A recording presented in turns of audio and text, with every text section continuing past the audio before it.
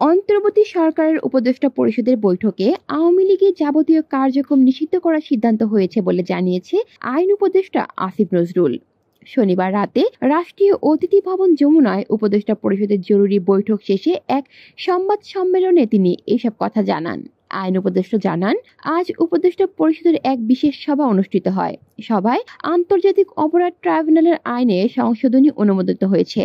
সংশোধনী অনুযায়ী আন্তর্জাতিক অপরাধ ট্রাইব্যুনাল কোনো রাজনৈতিক দল, তার অঙ্গ সংগঠন ও সমর্থক গোষ্ঠীকে শাস্তি দিতে পারবে। তিনি জানান, উপদেষ্টা পরিষদের বৈঠকে আন্তর্জাতিক অপরাধ ট্রাইব্যুনালে বাংলাদেশ আওয়ামী লীগ ও তার নেতাদের বিচার কার্য সম্পন্ন না হওয়া পর্যন্ত দেশের নিরাপত্তা ও সার্বভৌমত্ব রক্ষা, জুলাই আন্দোলনের নেতাকর্মীদের নিরাপত্তা এবং আন্তর্জাতিক অপরাধ ট্রাইব্যুনালের বাদী ও সাক্ষীদের সুরক্ষার জন্য সন্ত্রাস বিরোধী আইনের অধীনে সাইবার স্পেস সহ আওয়ামী লীগের যাবতীয় কার্যক্রম নিষিদ্ধ করার সিদ্ধান্ত গ্রহণ করা হয়েছে।